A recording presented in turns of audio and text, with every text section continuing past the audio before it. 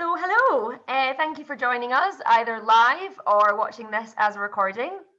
This is the third episode in our mini-series of Accelerator. Fourth. Yep. Oh, fourth episode. Fourth Sorry one. for We're whoever I swapping skipped. them.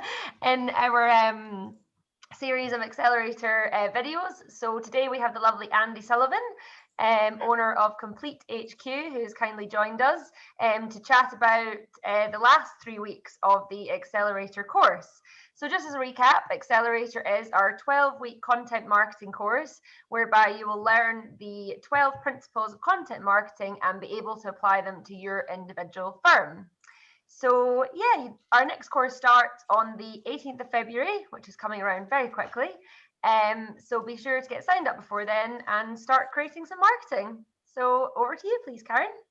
Excellent. So yeah, we're doing these last three. So if you go back and listen to the first ones, you can understand about how accountants have applied what they've learned about their audience and issues and Cornerstone. And then we did branding and design and websites.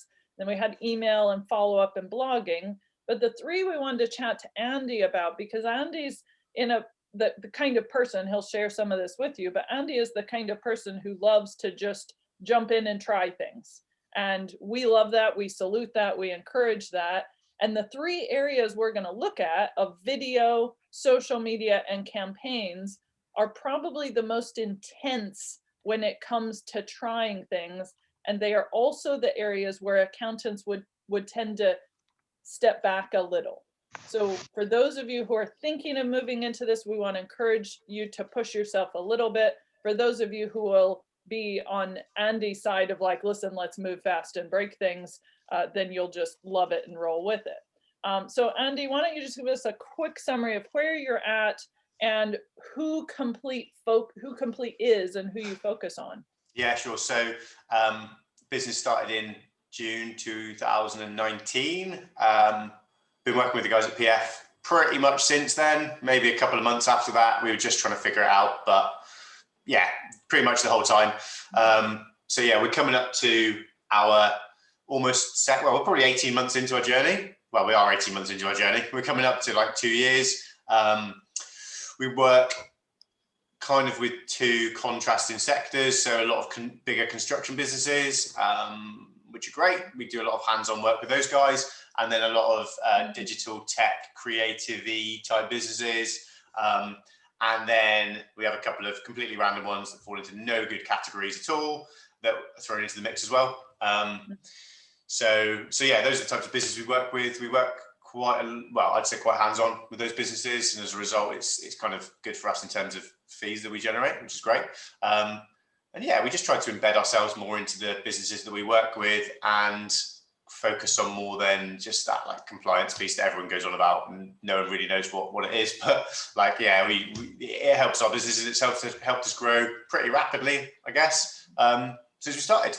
Awesome. And what would you say your values are, your way of doing business at Complete that is something really important to you to explain to clients? Yeah. Do you know what? I literally took my business model canvas off the wall last weekend and it had my value proposition on it. So it's so annoying. Why did you take it down? But the number one, there's two things at the core for us. One, to provide a better accounting experience, because I think some businesses, well, I don't think actually, I maybe know from businesses that we start working with, like they've had a pretty crap experience before, maybe because their requirements haven't been met. And to an extent, I think there's an argument that that's both sides of the relationship, not just the accountant. Yeah. But you know, their expectations are different to the reality, so we kind of try and get on the front foot with that with some of our onboarding materials. And yeah, so providing a better accounting experience and kind of explain to them what we think we can do better than someone else, maybe. Yep. And the other thing for me that kind of is more about me personally is providing or trying to informalize the accounting experience. Everyone sees an accountant as like this really big formal person. So you've got like, I was chatting to someone else about this yesterday. So you've got like accountants, tax consultants, lawyers, barristers, and everyone's like, oh my God, they're going to be really expensive people to work with. Really boring. And actually, like the way I'm a very informal person just in general, and like English isn't my speciality, so I try and informalize everything I'm doing to make it as easy as possible for people to understand, because that's how I understand and interpret it. And yeah, that's what we build into our overall experience. We don't try and fancify, if that's even a word, anything, and go over the top. We don't try and like force technical knowledge down people's throats, because like most accountants don't really care about, or they don't care about it, but they don't like, you don't need to use that terminology. And business owners don't really care if you can use big fancy words, from my experience anyway. Especially the ones that you work with. And this is a point we've made previously, and Andy and those at Complete are really good at this, is staying in your lane of the clients that you want. So maybe there are some clients who want very formal language, suits and ties, all this. Those are not your people. Totally. And we would encourage any of you who are looking at who your people are and who you are, that everything that Andy is doing is not do exactly what Andy does, but we want to encourage you to do the sorts of things that he's doing applied to your clients. What was really interesting, and you've stolen something I was going to touch on, because I was thinking about this last night. And actually you've stolen the phrase I was going to use, which is stay in your lane. Like, yes. What's hard, right, in the accounting world, and especially with marketing, is you see a lot of other people doing a lot of other things, and you think, I need to jump on that bandwagon, I need to get involved in that. And like, I sat down with, I've got a chat with Kia later today. I sat down with Becca, who does a lot of our content writing and stuff earlier in the week, and we kind of come out with, we've got a strategy for what we're going to execute, at least Q1 and Q2 of 2021. And it would be quite easy for me to see what other businesses are doing around me and go, actually, let's get a bit of that involved and like change the whole strategy. And actually, just stick to your guns, stay in your lane. You come up with a plan, you think it's going to work for your business, because actually what other people are doing might not work for your business. And the original plans that you had, there was a good thought process that you put into those and why you think they would work for your business and the clients you want to attract. And just because someone else is doing like videos on LinkedIn, not saying they're a bad thing, but like your clients might not live on LinkedIn. For me, they don't necessarily live there. So if I spent loads of time doing videos on LinkedIn and didn't do some of the things that we're focusing on, like, it's a complete waste of my time, really, just to try and keep up appearances.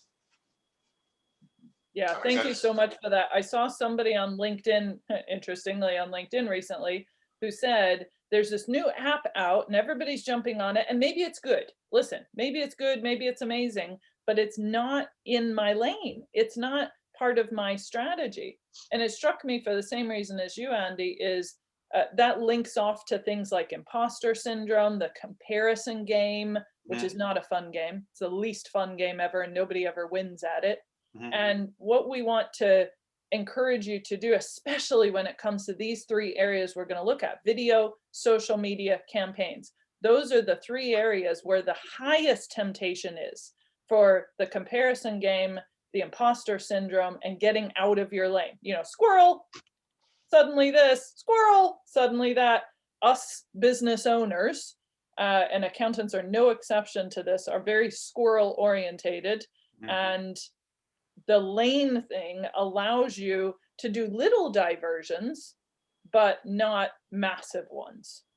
Is that fair? Yeah, totally. There's no harm in like adapting to overcome challenges that you find in your plan. Like, totally, that's part of it. It's part of business in general, to be honest. But completely improvising again and improvising and changing the whole strategy to adapt and overcome, that's a different thing, if that makes sense. Yes. It is. And you will learn as you go which ones are major diversions and which ones are slight ones. I'm sure, Andy, you and I both have many stories we could tell of thinking we were diverting a little, and really we were wildly going off and we had to pull ourselves back. Yeah, it's that thing of like you think of a ship that's going off course, and it has to be a couple of degrees out, and like to start with, it's like pretty close to where it wants to go, and actually you end up like in a different country. Like, it's that whole thing, and that can happen easily. That can happen in business, like in any sense, like any of the elements of your business. So it's the grass. The other analogy I like to use is the grass is always greener thing. So you're walking on this path, there's a fence, and then there's this beautiful grass, and you're thinking, well, you know, this path, this road is going to get me where I want to go, but my feet are sore, it's dusty, that grass is so good, I'll just stay like right by the fence. I'm not going to go off into the field. And if the path begins to diverge, I'll see it and I'll climb back over the fence to the hard, dusty path and keep going. The problem is when you try to do that, you begin to just veer, and before you know it, you're in the middle of a field. The path, you don't even know where it is. You got to go through muck and mud, and it starts raining, of course, because it always does. And then it takes you miles to get back to that path. So we do want to encourage you to stay on your path, as long as it's a good path. If you don't know what your path is, you got to figure that out. But as long as it's a good path that's bringing you good clients, then you need to stay in it.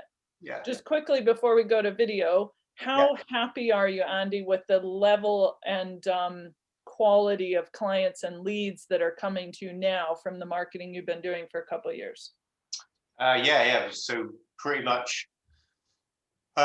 So how can I explain this? So the clients that we tend to attract are ones that agree with our values as a business, and ordinarily would fall into the sectors that we're trying to target. There might be some that fall outside of those sectors, and actually we'll take a view on those as to whether we think we can help them, because like sometimes it's not good for us to work with them, but sometimes it's not good for them to work with us, you know. And I don't want that on my conscience. So I've taken someone's money when actually I'm, you know, their business doesn't really interest me, or actually I can't really service them. Like it's. So I'm going off the path here, but I'm going with where I'm going. I was chatting to our team about like what our targets were for 2021, and I said, look, I don't really have any financial targets for our business. Like I'm quite comfortable where we are now. If it grows, it grows. Amazing. If it doesn't, and we like stagnate to a sense on our fee level, then we're still in a good place. But as long as we're serving the businesses that we work with really well, and we're working with businesses that we want to work with, and they want to work with us, like we're winning massively. Because what will come out of that is, one, they'll do the marketing for us because they'll tell other people about us anyway, so we should grow naturally or organically from that. But we'll be enjoying what we're doing, and like, you know, you don't really want to go to work every day and not enjoy what you're doing, which a lot of people unfortunately do. Yeah, that's such a good point. When you're looking at all the marketing you're doing, I want to really draw attention to this. Make it your goal to work with clients you love. Now, the clients that Andy loves are different from the clients that Cheryl loves, or Sharon loves, or James loves, or whoever. And that's good. That's why we have this big world. But if you divert from clients you love to clients or money, then as Andy points out, that's what begins to diverge you. Yeah. So let's move to talking about video, the first of the three. How do you use video in your marketing, Andy, to do that, to achieve what we've been talking about and bring you the clients that you love? Yeah, sure. So I'm sorry, I'm looking at my other screen because I've got some notes. No, that's good. Notes are good. My brain isn't great because I have 3 children that don't let me sleep. I'm sure many people watching this can connect. Yeah. So I'd say like there's 2 elements to this actually from our like what our classes are. Probably our marketing and then our sales side of our business. But from a marketing point of view, you know, we build into our socials small videos, which aren't necessarily, well, they're not made usually, you know, they're just things that we pull together to underline our values, to attract people to our blogs, to our other content, and all the other things that we've got going on. So purely because videos visually catch the eye, and even if they're just like a GIF, you know, which isn't technically a video, but it kind of is, it's moving. Like that just attracts people, and then you can drive them to the actual underlying content that you want, which, like I say, might be a blog, might be one of our guides, other resources we've got, or something completely different. But yeah, we use it just to catch people's attention, I guess. When you know, when you're going through your Instagram feed, like I do kind of way too much, but the videos are more attractive than someone's breakfast usually. And yeah, so that's kind of what we use it for in that sense. And just quickly on that, how do your videos attract them, would you say? Is it just you talking? What would your videos? It's never me talking. That's something I need to do, but it's just something I never got around to. Like, there's the things that are on the list that have been done, and there's the things that like I just haven't got around to. And there's something a lot of people need to kind of accept is it's never going to be finished with your marketing. It's always a constant improvement, and especially if, like me, you want to try and get involved in loads of different parts of it, which can sometimes be beneficial, sometimes not. But if you do want to get involved in it, like, you've got to appreciate that you've got other things you need to do, and it's going to take a little bit of time to create all those assets. Forgot the question. What was the question? We were talking about what kinds of things that you say in videos, or what kinds of videos. Okay, yeah. So we'll appeal to the right people. Overlay environments of people doing things that we want to attract. So people in a working environment, people in a business environment, overlay them with text and link that or use that to drive them to a piece of content that we want them to absorb, usually read, as a blog. So that's kind of how we use it. We use it as I don't know what the marketing word is, but we use it to drive people to our website, basically. And give me an example of one that you've done that you feel like people have connected with and then downloaded something. So we did a little kind of, it's probably more of a GIF, but it was around, we've got like a company owner guide. So we did a bit of a GIF on that about, like, with some key terms to, like, kind of like flashing imagery, like, of things to grab people's attention.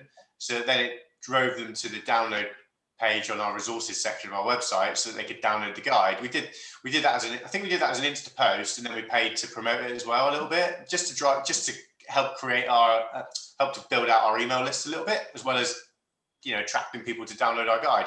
And then when they're thinking about something to do with their company, they'll go, actually, these guys had that guide with that stuff in that's useful. I've either not heard that from my accountant, or I've not got an accountant. I need a little bit of help on that. And they'll have the guide, they'll have our contact details, and that subliminal message is hopefully, like, ingrained in them. Yes. And do you then follow it up? Do you have other videos? So say they download the guide, they go to your website, they start exploring. What other videos have you started to create? So we don't have any banked videos. So one thing that I'm a bit, like, maybe picky on, I guess. I like to do a lot of custom videos for particular people. So the other big area that we use it, like I touched on, is part of our onboarding. Either if we get a lead through that I want to get a message out to them before a call, I'll record them a Loom and either screen capture something that I'm looking at that might be a bit, benefit to their business, or just me chatting at the camera, just talking about whatever I'm talking about.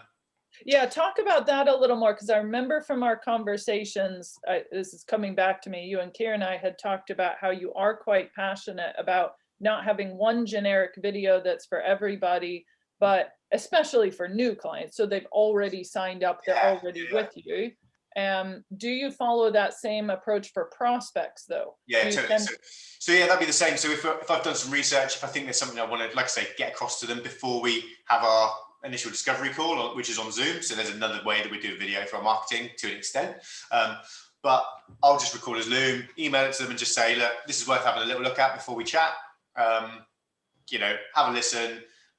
And what I usually try and do actually is insist that they do watch it, because I know that they've got that in their mind. So, and how do you do that? How do you insist that they watch the video? Well, I'll just check that with Loom, we get a reminder, we get told if someone's watched the video. If they haven't, and I'm coming up to the meeting, it's in our automated reminders using my Calendly will say, look, just a reminder that you've probably been sent a video that you need to watch, so all of that. And 9 times out of 10, people watch them. Yeah. And have you ever had a situation in which they just didn't get engaged, didn't connect, didn't?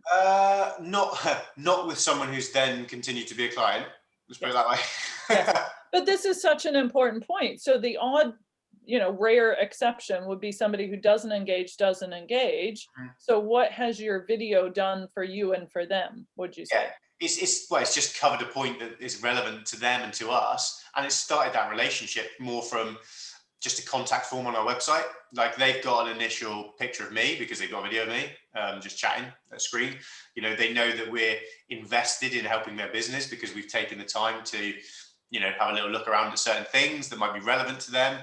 And yeah, it just shows a commitment before we've even looked or talked about having to charge them anything for doing that work. Yeah. Like 5 minutes isn't a lot of time to do something, you know, but it can bring a lot of value and a lot of, I don't know what the word is here, but just help with the buy-in, I think, to the process. Well, the relationship, Steph and I were talking about how working with an accountant is not a transaction, it's a relationship. Mm-hmm. So what you are doing is a small investment in the relationship. And what you've just pointed out is that that's how it works well when they become a client and they're the client you love. But if they're going to be a client you wouldn't love, they are not going to enjoy that process, and they will literally pull themselves out, qualify themselves out. Mm-hmm. And it sounds like you've had a few of those, but not loads. Yeah, and also from like, it's not, I suppose it is marketing, because we're not marketing to customers, marketing for team. Like when we've recruited, we ask people to send us a video, because like if you can't be bothered to read that part of the job spec, then like you're not paying attention to what we're trying to do. So send me a video, you know, easy, simple as that. And like our last recruitment process, that's what I'm after, that we went through, like, because it was in the middle of COVID, we did it twice during COVID, we recruited twice and had the same requirement. So there's a lot of people looking for jobs, understandably, but we were able to quite quickly whittle 100 applications down to 5 or so because people just didn't bother sending a video. So like, it's easy to go on Indeed and just apply, but actually bothering to read the job spec, what we were looking for, you know, it takes a couple of minutes for someone looking for a job, but it adds a lot of extra respect from our side of things.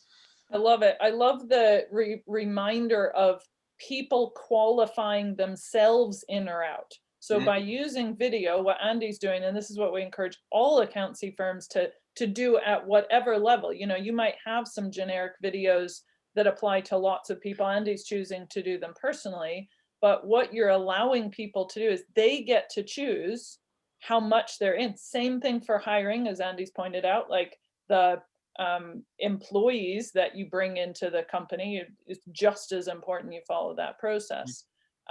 Before we move on to social media, and I know they integrate a bit, I just wanted to quickly ask about onboarding. I know you use a lot of videos in the onboarding process. So how does that work? Yeah, so our onboarding, so we'd have a call with the client on Zoom, price up their services then and there using the software that we use for that, and get all the documents out to them like there and then, in theory, and assuming they're happy to go ahead and sign it all off.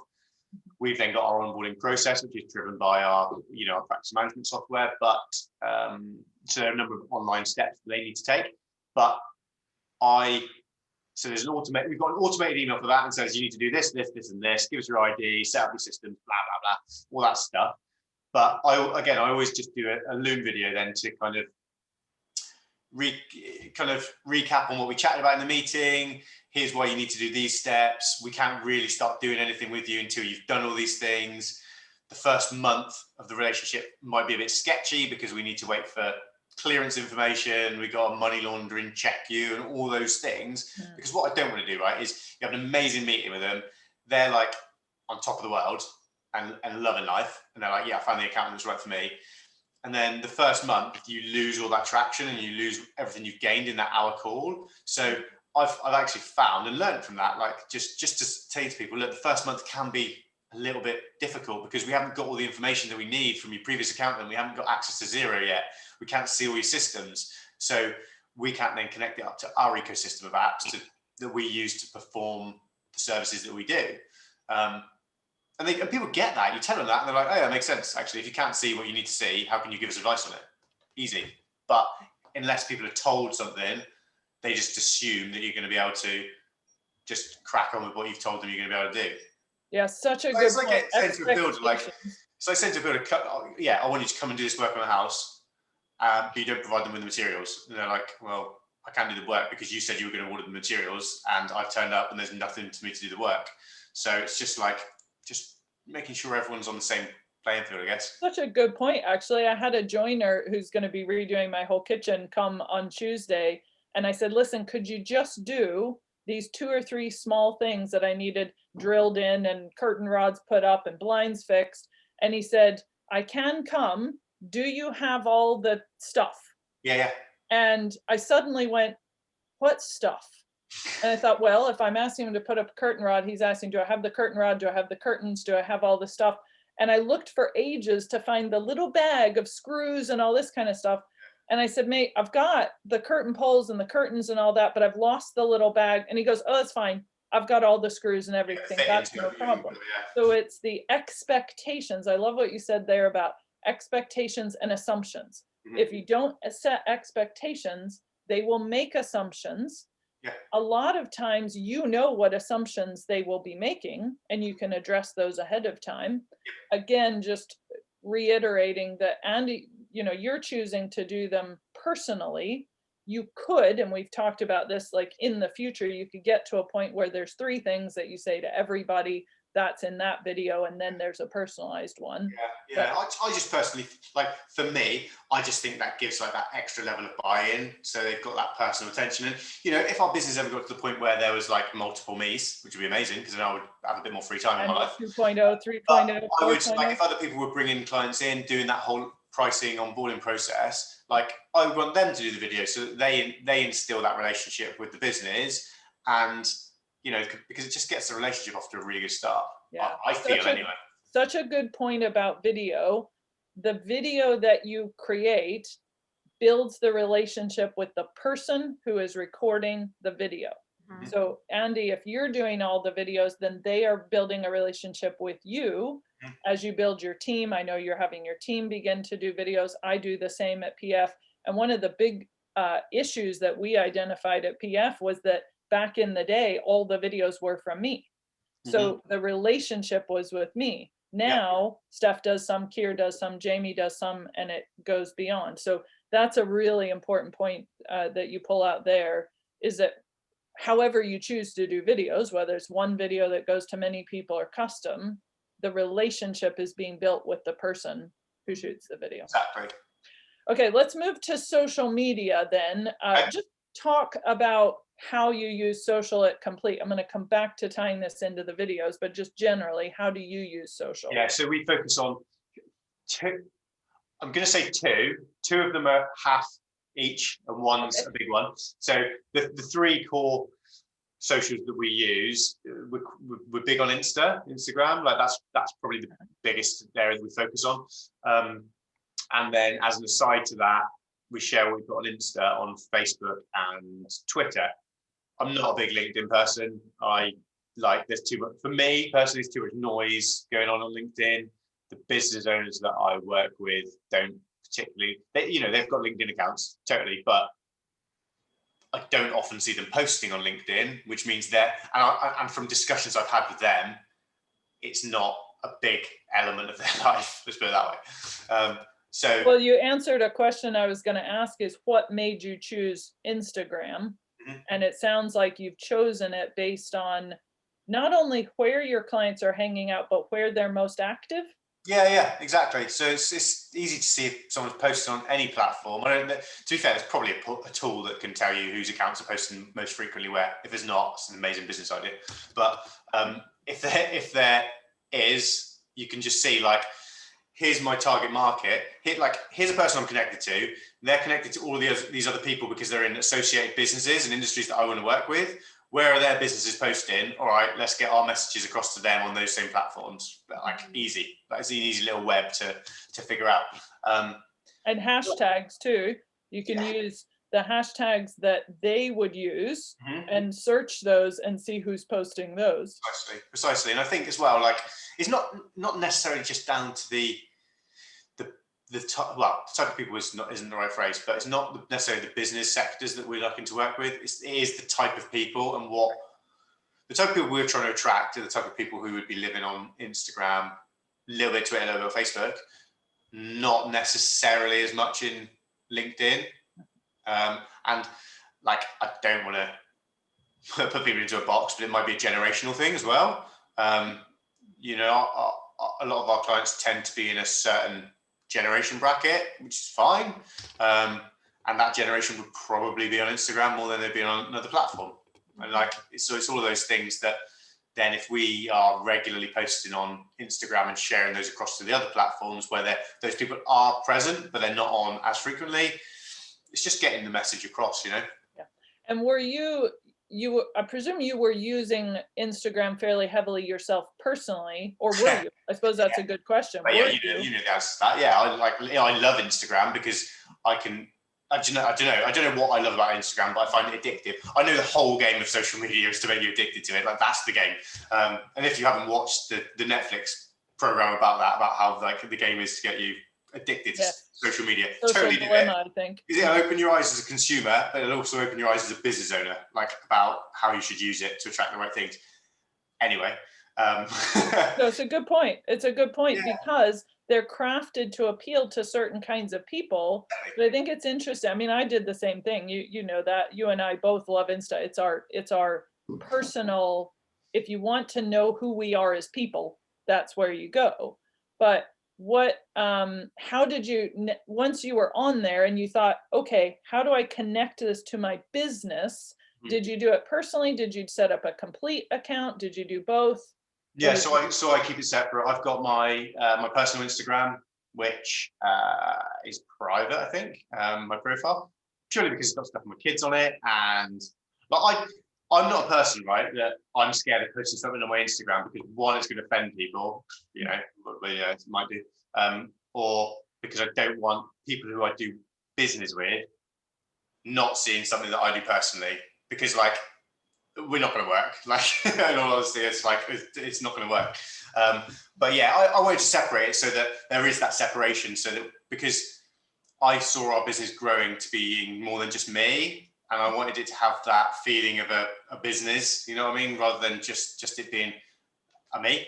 Yeah. So and did you do that right from the start? Yeah, I think as soon as I set up the company. So when I first set up the company name was Complete Accountancy, but all of the socials that I secured were Complete HQ across all the platforms. So that was when I decided to change the company name, and I didn't like having accountancy in the company name, so I just changed it one day. But because I don't think the name should be the driver of people to our business, but that's another subject. But yeah, so I secured all those names, and we went about building our social platforms so that I did start to deal with it in the first, originally, but then someone else deals with it now because they will do it better than I will. But it's still, so the content now that you put on socials and you shared, you start with Insta, then it automatically posts to Facebook and Twitter, so you reach more people, you focus on one. Where does the content of what you're saying on those, where does that come from? So Becca, Becca does a lot of our marketing stuff. So she will ghostwrite, if you want to say it's ghostwriting. And I don't think it is, because we're not writing these blogs. I suppose it's not ghosting because she's part of Complete. Yeah, we're not saying it's me writing them, so it's not right. So she'll write 2 or 3 blogs a month, put them out on the website, which we've chatted about the subject matter as part of our marketing strategy. So we've got, for certain periods of time, we want to target certain things, so we'll write blogs about those things. The socials will then be built to push people towards those blogs, or if it's not a blog, if it's a resource, like we've got guides and things that we're building, or we've built and we're building. So it'll be around those, and she will choose suitable content based on our, again, can't think of the right word, but is it brand guidelines potentially? Yes. So based around our brand guidelines, so that we've got consistency in everything that we do, so that and it's not hard to get consistency across our Facebook, Insta, and Twitter, because it's all effectively almost the same content, although it's not necessarily as close, but it's the same feel, and our blogs are written in the same way. I write as I speak, so pretty simply and very informally, and Becca has that tone of voice in her writing, or that style of writing as well, because of reading some of our blogs, I guess, and knowing that we want to get that message across. So yeah, I don't know if that answers the So question. no, it does, because that leads us very nicely into this concept of strategy and campaigns. Yeah. Because from what you've shared, what you're doing is saying we have a bigger purpose, and Instagram is part of that, Facebook's part of that, blogs are part of that, video's part of that, but there's one or two or three core messages that we want to get across. Yeah, so I've never thought of them as campaign until the last 30 seconds when you were talking about that then, but like we do, because we have, so we will have like, so we're doing another guide particularly aimed at construction businesses that we're building out.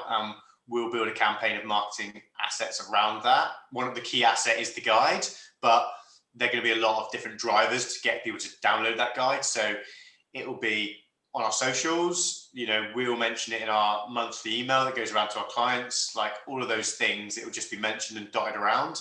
And what's interesting is, so we released, like at the start of COVID, we gave people a cash flow tool, really basic Excel-based cash flow tool, but it was better than clients having nothing.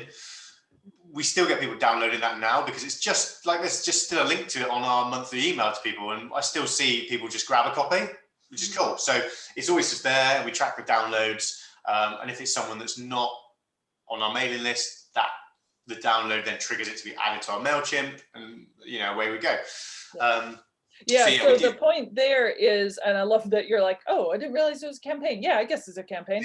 But the point of a campaign is, we tend to think of a marketing campaign as this big strategic thing that goes for a year and includes live events. But what you're rightly pointing out is, really, you've brought it down to one audience and one thing that you want to get across, but then you're sharing it in lots of ways. Yeah, so I'm just trying to grab something on my screen. Yeah. It's in Slack, let me just grab it. So Becca sent me actually.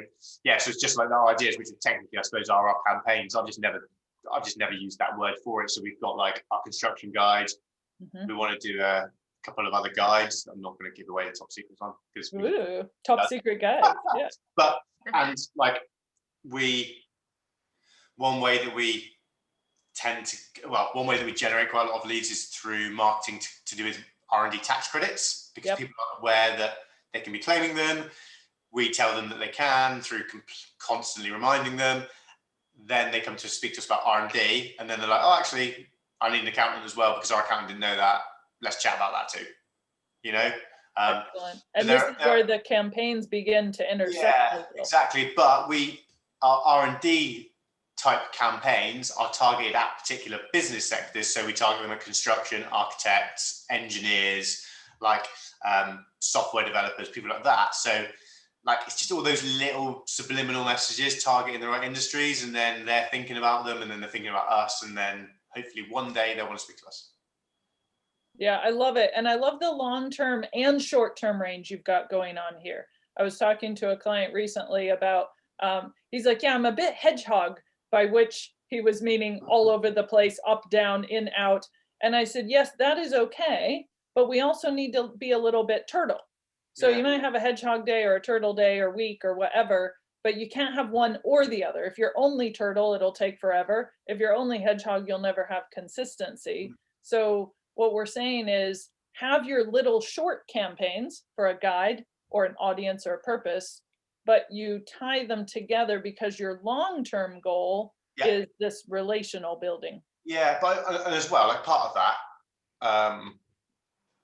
is, so one thing that we as accountants try to do is get clients to regularly check in with us, catch up with us, have a regular review meeting, quarterly, monthly, whatever. Hope, you know, ideally quarterly, worst case, but you know, we need to take a little bit of our own medicine with that, so that if we're really going to push the marketing side of our business, you need to get your strategy together. So like you'd work with a client on their strategy for their business, and then you'll say to them, we'll check in monthly, we'll make sure we're going on the right things, and we'll adapt as we go. People will go, I've built a website now, I'm all of a sudden going to get loads of leads. And it's like, no, you're not, because you haven't got a strategy behind it, and you haven't got someone checking in and helping you, making sure that like your Google Analytics are doing the right stuff, and you know, all those things. And if you're doing Google Ads or whatever you're going to try and do, like, you're not reviewing it constantly, and you need to. basically, is like the key message on that. You've got to make sure that if you're investing in, like, because people will say, well, I've got to spend 5 or 10 grand on a website. It's like, yeah, you will, but it'll last you like 3 or 4 years, and effectively it's like your shop to the whole of the internet if you put the right things in there that people want to come and get. I love that too, because I did want to touch on tracking.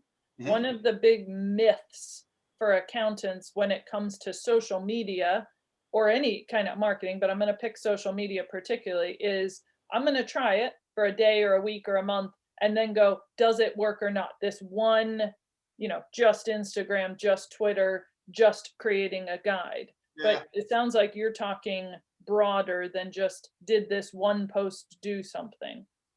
Yeah, I suppose we do monitor the ones that are really successful to an extent, and we use them in another way, like to enhance things further. But like it's not a short-term win. You've got to constantly be consistent. Like you have your branding, you've got to be consistent, but then you've got to just keep plugging away, and you've got to commit to it. And the reason that like digital agencies or marketing agencies get a bad rep is because they promise that they're going to take you somewhere in 3 months, whereas in reality, like sometimes it takes the Google algorithm that long to just realize what you're doing.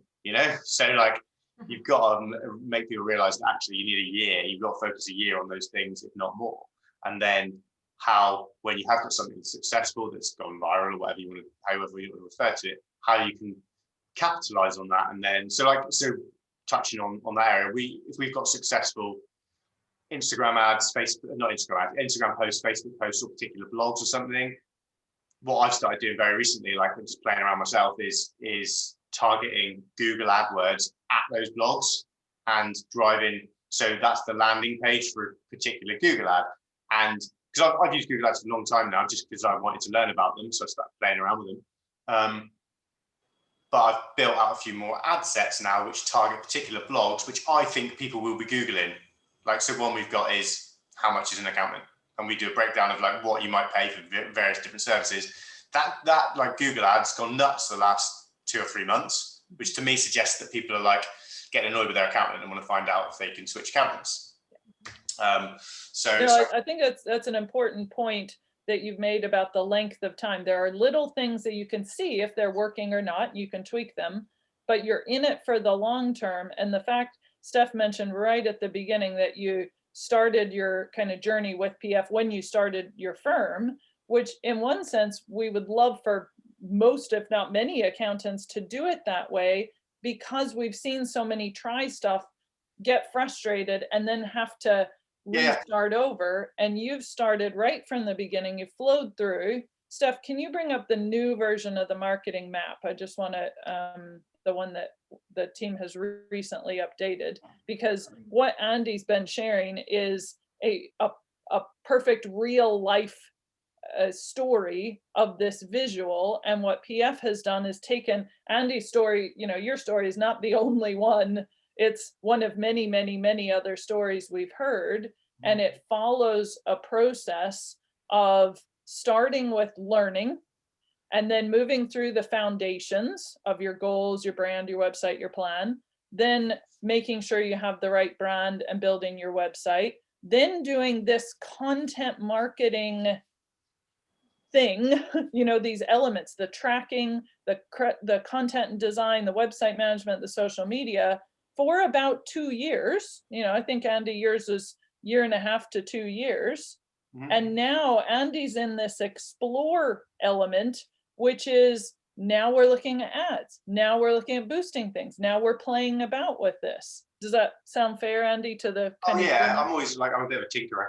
So like, I'm a tinkerer, and I love learning and understanding areas of technology that I can't get my head around.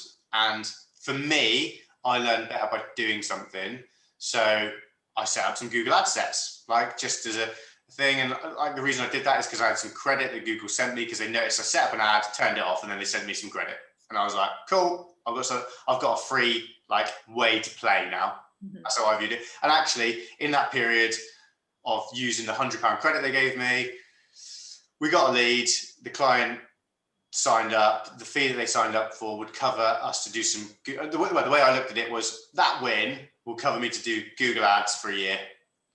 and see if it works some more. And I just looked at it as my budget then to play Yeah, around. and I think it's very important to point out, as you said, that your way of doing it is to tinker and play and try things, and everybody is going to be at different comfort places, different time places, different interest places, but the patterns of starting with some kind of learning, then looking at the foundations, settling those in, and then continuing in the same direction for the same kind of clients, then allows you to explore. And I think it's clear it's allowed you to explore in a way that helps you to see what's working whilst not giving up on the foundational things that sit underneath there. You haven't given up on the social and the blogging and the guides and all of that. Exactly. It's like an accountant all of a sudden, or like a business all of a sudden going, right, I'm doing some really advanced tax planning. I'm not going to bother doing my bookkeeping anymore. So that's like a really good analogy. It's like, we've built these really good things. We're doing cool blogs every week or every 2 weeks, depending on whether I do one in the middle week. And we're doing all those things. And then we're doing socials on top of that, and we're doing like our monthly newsletter. And then now we're looking at doing other bits as well. And we'll never reach the top, but we're getting to like the finer details and the cooler stuff, I'd say anyway. But it's taken us since, like, I started doing this in June 2019. So it's like, what's that, 18 months? Coming on towards 2 years. So it's taken us that long. And to be fair, like, I spent more time than people maybe would because I really enjoy doing it. Whereas other people would be like, I want to, they want to do other things in their business, which is totally cool. But I love doing this and doing like the branding aspects and what our business looks like to the outside world. So I've invested a lot of time in it. Other people might say, well, actually, I'd rather be doing fee earning work. But the flip side of that, they should be looking and going, I'm doing fee earning work. I'll use an element of that as my marketing budget to get someone else to do it. And they don't. They think that they'll do other things with it. I don't know. No, that's right. And that highlights the point that not everybody is going to get to the place that you're at in 18 months. Some people, 2 years, 3 years, 4 years, some people faster, some people slower, but the core pieces are the same. Just very quickly, if we look at the beginning of the marketing map, we always encourage accountants to start with learning. And we have training courses like the Accelerator, which Andy went through.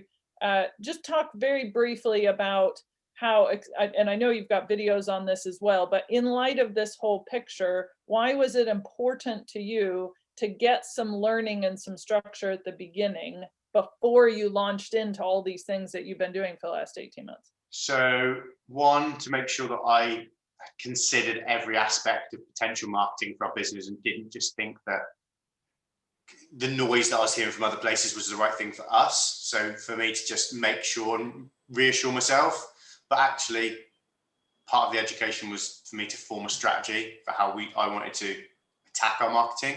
And there were definitely things that I hadn't even considered that were picked up on.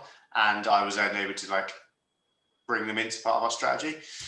So that was like a really big thing. And yeah, it's really hard to say because every business is looking to attract a different type of person. Well, not every business, but people are looking to attract different types of people. And you need to understand fully all the different areas that you could be targeting them to make sure that you're picking the right one or ones, to do that. And until you've understood that there are numerous avenues that you can go down and you understand the drivers for each of those avenues, you can't make that decision. Yeah. And I loved what oh, go ahead, Steph. I was just going to say, I loved what you said in your video that you sent us about how you wanted to be understood as an individual and that you weren't the same as everyone else. And every accountancy firm has its own identity and therefore the marketing's got to reflect that. And I really loved what you said about that. I think that really sticks, that it's not a case of one suits all. It's all done based on your individual firm and your individual values. Yeah, and I would I'll offend people now, but I would say people have tried to fit into the same identity as accountants, and because they think that's going to work for them, but actually having that individuality, well, it's like so far I've been fortunate it's worked, but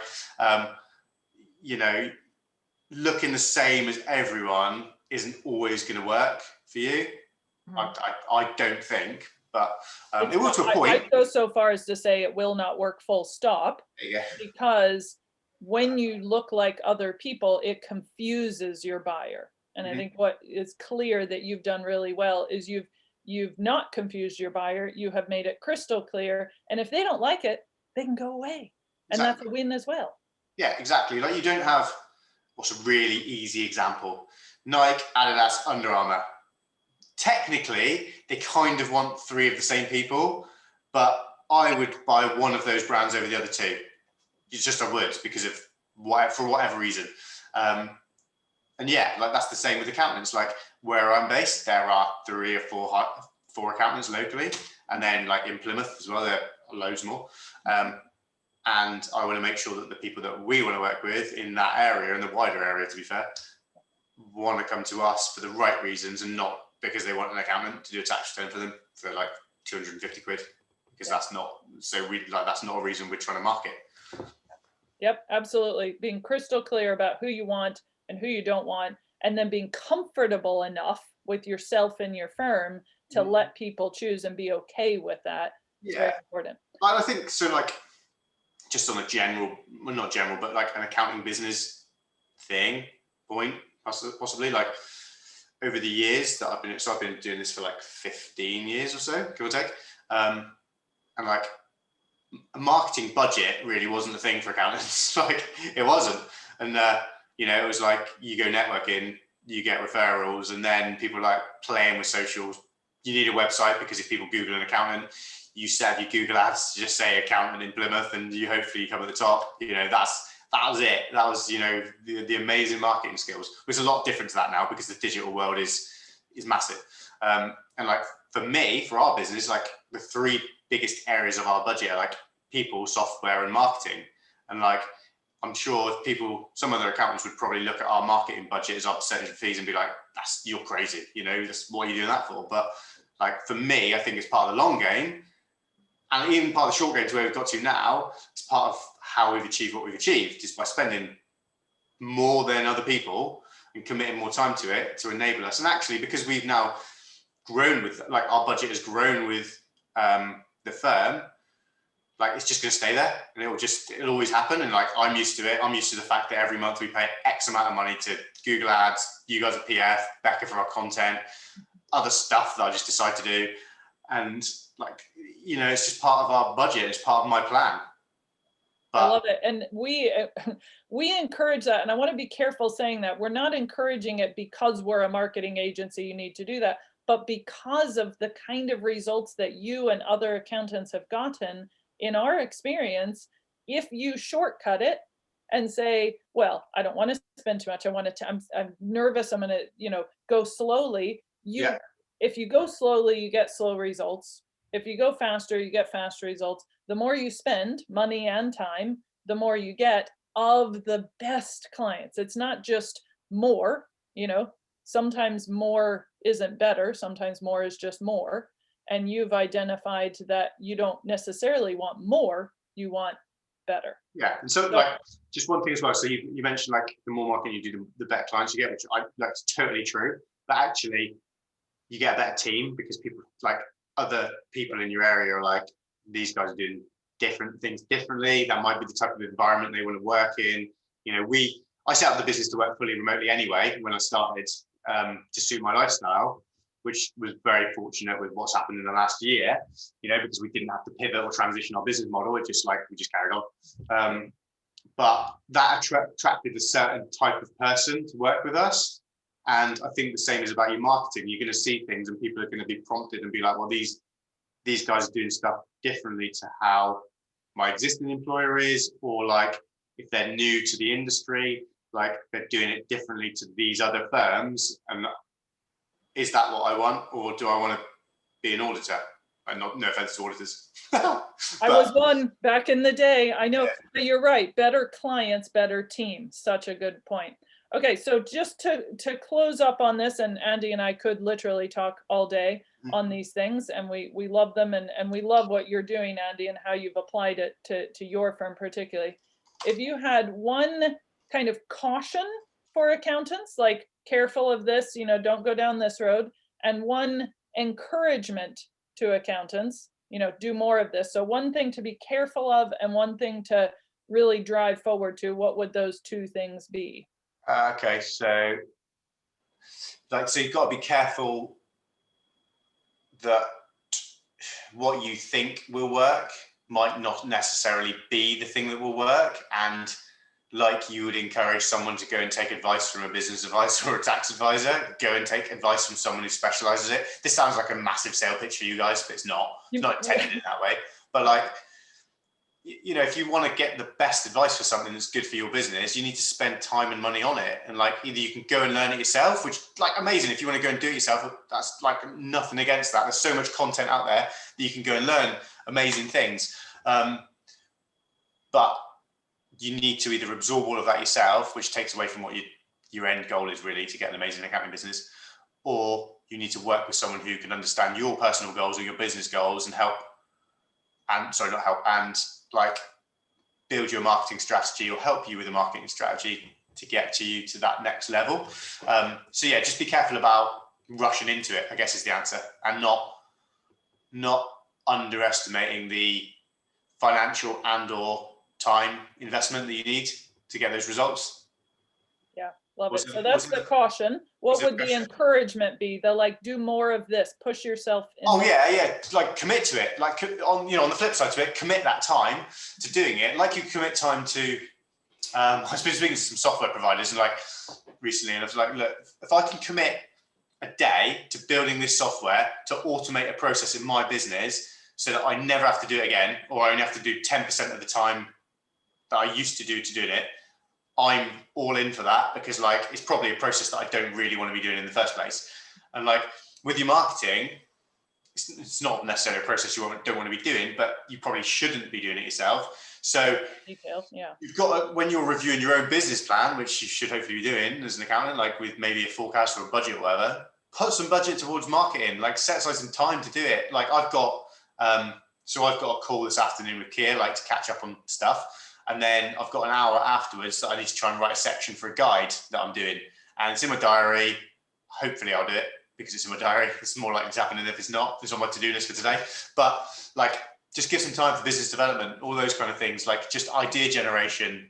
Listen to, I'm a big listener to podcasts and audiobooks and stuff. And or if you want to read it, there are some amazing books that you can just read and they'll give you the best ideas, because they won't be necessarily talking about what you need to do for your business, but they're, in a business sense, it should make something click. And there are 3 or 4 books that combination of you guys and other people that I trust in the business world have recommended to me that have changed how we would approach things completely. Just very, very quickly on that, what would your top 3 or 4 books be that have? I knew you were going to say that. I can only remember 2. I know. I was I have 5, but then they change a little at times. So StoryBrand is a big one. StoryBrand. They Ask You Answer. They Ask You Answer is number 1. Okay. StoryBrand. Hold on. This one and this one. Yeah, probably these are the other 2. So Entrepreneur Revolution. If you've not read that, this was written. When was it written? No, when it was written. A number of years ago. If you read this now, you'd be like, oh my God, he's predicted COVID was going to hit the world. It's basically that. It's how, talks about how the small business can compete with global national businesses with a team of 10 people working remotely with bang on skill sets to target their market. It's amazing. And this was also a Daniel Priestley book, but 24 assets. So it's assets to develop. And I keep banging on to Keir about this book, and I think he's then probably passed that on to all of you. I don't read, and Karen knows that. I don't read, I listen to books, but I buy the books as well so I can highlight parts of them to easily refer back to. And then I just put sticky notes all over my wall. But 24 assets is really good to think about. And then, marketing is one of the 24, but all of the other aspects of your business to build to give you a really, really good business. Yeah. There's probably a couple of others that if I look through my Audible list. Yeah, we mentioned StoryBrand and StoryBrand and They Ask You Answer. But all of these come back to, we're always recommending books and podcasts and things like that from PF, but they come back to these two, I quite like these two that you identified, Andy, the caution of the thing you think might work, might not, or the thing you think will work might not. So just be alert to that. We say at PF, question everything.